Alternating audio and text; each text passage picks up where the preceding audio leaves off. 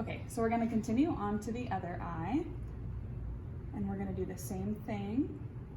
And I'm flipping my brush upside down to ensure that we'll have as minimal fallout as possible, but we're gonna get the most level of color payoff on the lid and the lash line, and it's gonna help us so we won't have to overcorrect and go into the crease and continue to blend more to fix any harsh lines that we may have. When you flip your brush upside down and stamp and pull down, sometimes you can create a harsh line on the crease, so it just takes more time to go back in and blend and try and fix your mistakes. So this is gonna give us a nice smooth line in the crease.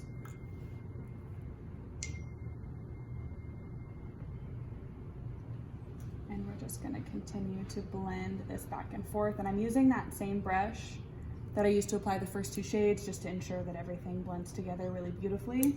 But then I'm also gonna go back in with the clean brush and just make sure that we clean up any harsh lines. And going in with the clean brush is gonna ensure that I'm not packing on too much product on the eyelid and make sure that everything's really nice and smooth and blown out. Okay, so we're gonna pack a little bit more on because this eye has a little bit more product. So I'm just gonna stamp where I need the most amount of color payoff.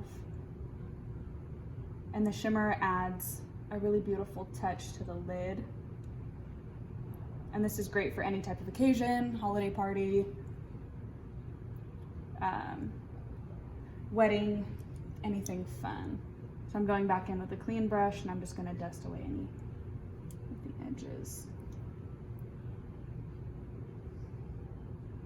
Perfect. Okay, go ahead and look up. So I'm gonna sweep away any of the excess that did fall on her lower lash line, and now we're gonna start to create the bottom half of that blown out effect. And I'm gonna be using that same fluffy shadow brush that I did for the black. It is clean. Go ahead and look up. So I'm just gonna be using medium pressure and I'm gonna be working back and forth.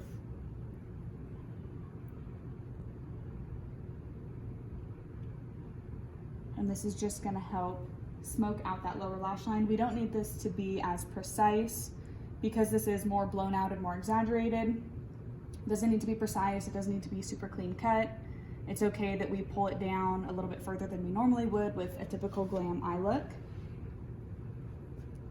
It's just gonna help enhance everything. So again, doing the same thing to the other eye. And again, just using medium pressure. And always remind your client that they can let you know if they may have to blink or if their eye starts to watering, just so we don't mess anything up and they don't start to tear and remove any of the makeup or the work that we have just done. So I'm gonna move into the next darker shade. And again, we're just doing the same shades as we did before. That way we have the same level of smokiness and dramaticness as we do on the top or on the eyelid.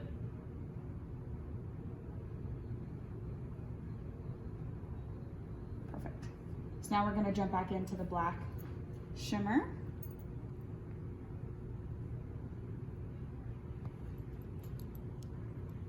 And we're just gonna keep blending that.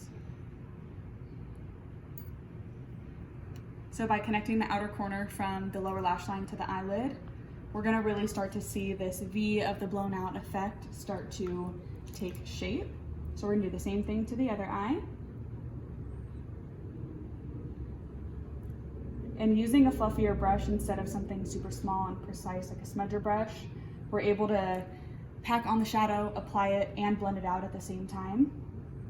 So you're able to do more things at once. Beautiful. So I'm just gonna take that same brush again and just sweep away any of the excess. It is totally okay if you have a little bit of fallout. You could just take any setting powder at the end and dust away any of that powder. Perfect. So now we're gonna work into mascara. I'm using our On the Rise.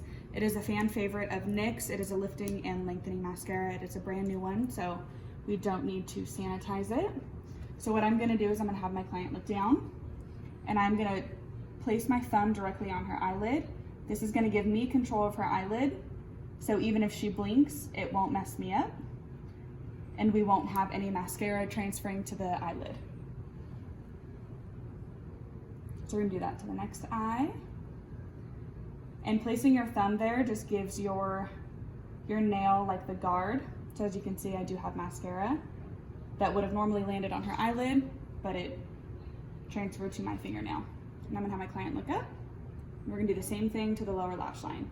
You don't necessarily need a guard or need anything to block to get on your lower lash line.